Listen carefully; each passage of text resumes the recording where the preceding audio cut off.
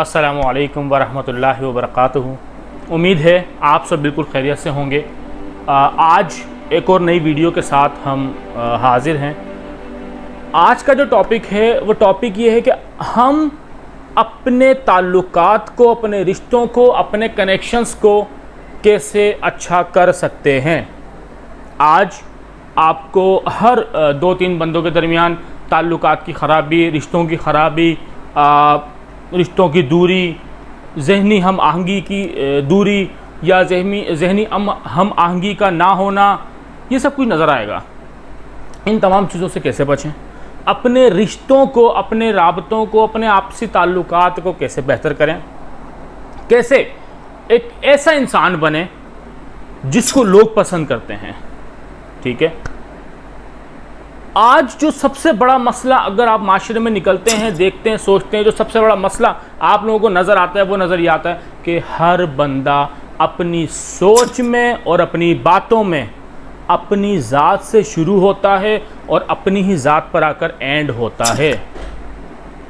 जब मैं सोचता हूँ तो मैं सोचता हूँ अपनी ख्वाहिशात के बारे में, मैं सोचता हूँ अपनी दिलचस्पी के बारे में, मैं सोचता हूँ अपनी ज़रूरत के बारे में, मैं सोचता हूँ अपने ख़दशात के बारे में, मैं सोचता हूँ अपनी परेशानियों को, अपनी तकलीफ़ों, अपने मसाइब, अपने मसाइल के बारे में। यानी कि मेरी सोच मुझसे शुरू और मुझ पे ख़त्म है। जब बात आती है बात करने की तो मेरी बात शुरू होती है मेरी दिलचस्पी से, मेरी सोच से, मेरे तजर्बात से, मेरे अल्फाज से और मेरी आवाज़ से, और यहीं पर आकर मेरी बात ख़त्म हो जाती है। जबकि कामयाब लोग, खुश लोग, अच्छे लोग, दूसरों के लिए ज़िंदगी गुजारने वाले लोग वो होते हैं जिनकी सोच, जिनकी बातें सिर्फ अपने आप से शुरू होकर अपने आप पर ख़त्म नहीं होती। उनकी सोच, उनकी बातों का महवर, उसका दायरा बहुत बड़ा होता है, बहुत वसी होता है। वो लोग आपको छोटी छोटी बातों पर परेशान होते हुए नज़र नहीं आएंगे। उसकी बहुत बड़ी वजह यह है कि उनके मकासद बहुत बड़े होते हैं। आज आलम ये, मेरी ज़िंदगी का मकसद इतना बड़ा है, परेशानियां इतनी हैं, तो मैं परेशानियों के चक्कर में लगा हुआ हूँ। दूसरे कामयाब लोग, ज़िंदगी के मकासद बड़े पहाड़ों जितने होते हैं और उनकी ज़िंदगी में परेशानियाँ आधे पहाड़ों जितनी होती हैं, जिनको वो इग्नोर करते हैं, क्योंकि उनके नज़दीक अगर किसी चीज़ की अहमियत है तो वो उनके मकासद हैं। ज़िंदगी के मकासद क्या होते हैं? लोगों को खुश रखना, झूठ बोलकर नहीं, मक्खन लगाकर नहीं, या चापलूसी करके नहीं, हकीकत की बुनियादों पर कामयाब करके। सबसे ज़्यादा खुशी अगर हमें मिलती है तो हमें कामयाब होकर मिलती है, जीत कर मिलती है। लोगों के अंदर जीत का एहसास पैदा करके, लोगों की मदद करके, उनको कामयाब करके वो खुश रखते हैं। ये उनकी ज़िंदगी एक बड़ा मकसद होता है। मैंने बात की कि हम मेजॉरिटी में अगर देखें तो हमें हर बंदा अपनी ही सोच और अपनी बातों के महवर में ज़िंदगी गुजारता हुआ नज़र आता है। एक और तज्जिया करें, एक और माशरे का जायज़ा लें। हर बंदा एक शिकायत करता नज़र आता है, मुझे तो कोई समझता ही नहीं, मुझे आज तक कोई समझा ही नहीं। और ये शिकायत आपको हर दूसरे बंदे के ज़बान पर मिलेगी। क्या ऐसा मुमकिन है कि मैं सबको समझता हूँ लेकिन मुझे कोई ना समझता हूँ? मुमकिन है, लेकिन 1%, 2%, 1.5-2.5%, इससे ज़्यादा नहीं। ठीक है, आज मैं अपने तय अपनी ख्वाहिशात के अंदर मरा जा रहा हूँ। आज रिश्ते ख़राब होने की सबसे बड़ी वजह है कि मैं सिर्फ अपने लिए सोचता हूँ, अपने बारे में सोचता हूँ। आज मैं सोचता हूँ कि लोग मुझ में दिलचस्पी लें, आज मैं सोचता हूँ लोग मेरी हाँ में हाँ मिलाएं, आज मैं सोचता हूँ कि लोग मेरी इज़्ज़त करें, आज मैं सोचता हूँ लोग मुझे खुश रखें, आज मैं सोचता हूँ लोग मेरी खुशी का ख्याल करें, आज मैं सोचता हूँ लोग मुझे मर्तबा दें, आज मैं सोचता हूँ लोग मुझे बड़ा समझें, आज मैं सोचता हूँ कि लोग मेरी बातों पर फ़ौरन से एतबार कर लें। एक सवाल, सिर्फ़ एक सवाल, क्या मैंने यही तमाम चीज़ें जो मैं लोगों से चाहता हूँ लोगों के लिए की हैं? अगर की हैं तो आप उनसे ये डिमांड करने के लिए हक बजानिब हैं, आप उनसे ये डिमांड कर सकते हैं। अगर आपने उनके लिए काम ये नहीं किया, आप किस मुंह से उनसे डिमांड करते हैं?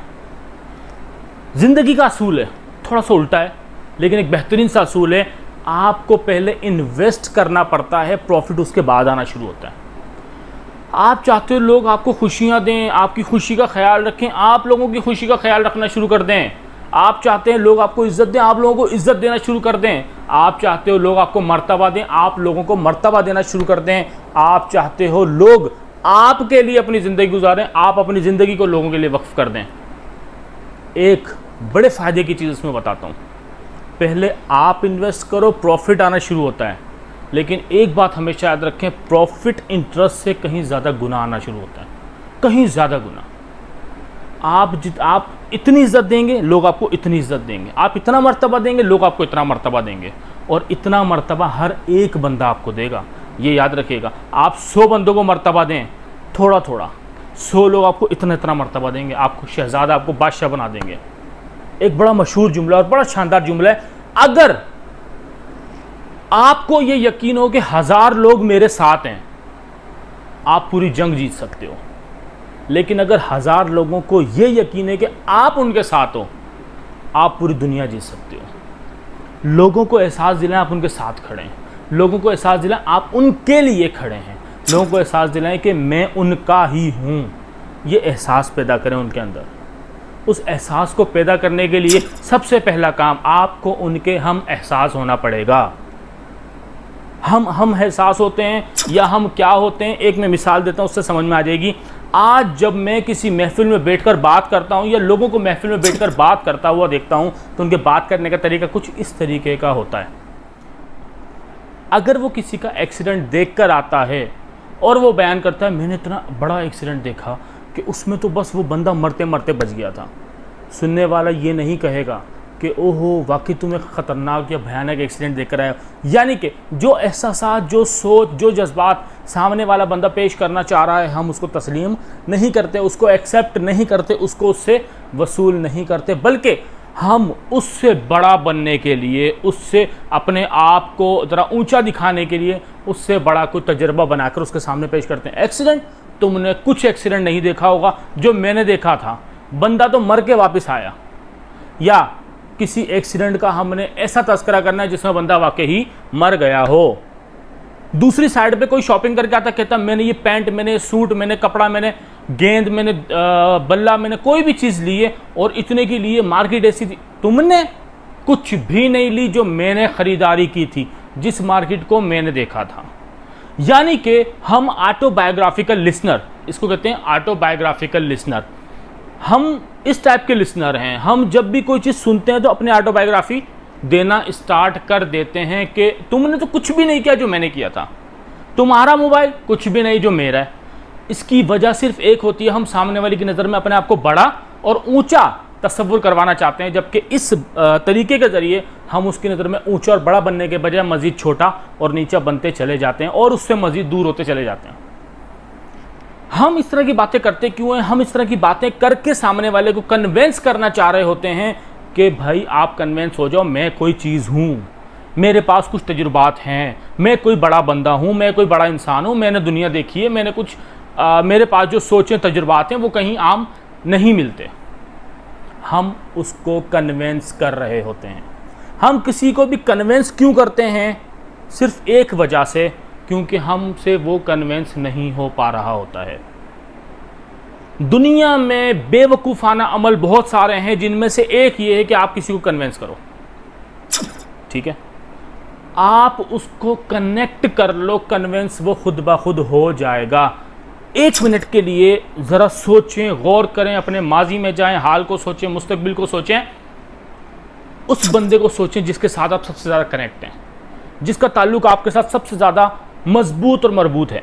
आपकी वालिदा, आपका वालिद, भाई, दोस्त, रिश्तेदार, चचा, ताया, टीचर, स्टूडेंट, कोई भी हो सकता है। उस शख्स को आपसे कोई बात करने के लिए कभी कन्विंस करने की ज़रूरत नहीं पड़ी होगी, क्योंकि कनेक्शन बहुत अच्छा है, क्योंकि कनेक्शन बहुत मजबूत है। जहाँ हमारे कनेक्शन अच्छे होते हैं वहाँ हमें कन्विंस करने की ज़रूरत नहीं पड़ती। राबते अच्छे करें। राबते अच्छे करने के लिए हमें जो चीज़ हम चाहते हैं वो हमें दूसरों को देनी होगी। कुछ भी चाहते हो, दूसरों से मर्तबा चाहते हैं, दूसरों से इज्जत चाहते हैं, दूसरों से खुशी चाहते हैं, कुछ भी चाहते हैं दूसरों को दें। अपनी ज़रूरतें, अपनी ख्वाहिशात, अपनी दिलचस्पी, अपनी तशवीश, अपने शिकायतें दूसरों को बयान करने के बजाय दूसरों की चीज़ें जानना शुरू करें। 4 चीज़ें: need, interest, concern, expectation. N for need, I for interest, C for concern, E for expectation. ये 4 चीज़ें आपको जिसकी मालूम है, जिसको आपकी मालूम है, आपका राब्ता या उसका राब्ता आपसे सबसे ज़्यादा मजबूत है। इसको नाइस एनालिसिस भी कहते हैं, NICE, need, interest, concern, expectation. ज़रूरत क्या है वो मैं जान जाऊँ, एक्सपेक्टेशंस क्या हैं वो मैं जान जाऊँ, इसकी दिलचस्पी किन चीज़ों में है वो मैं जान जाऊँ, हमें जिसका सबसे ज़्यादा ताल्लुक़ हमसे होता है या हमारा जिसके साथ होता है हमें उसकी चीज़ें मालूम होती हैं। हमें जिसकी भी मालूम होगी उनके साथ हमारा राब्ता अच्छा हो जाएगा, चाहे वो हमारे बच्चे हों, चाहे वो हमारे दोस्त हों, चाहे वो हमारे रिश्तेदार हों, कोई भी हो। ताल्लुक़ अच्छा हो जाने के बाद आप जो चीज़ उससे चाहते हैं वो उसको देना शुरू कर दें, इंशाअल्लाह आपका ताल्लुक़ हमेशा कायम व दायम रहेगा और इसमें कोई भी दरार नहीं डाल पाएगा। जज़ाकल्लाह खैर।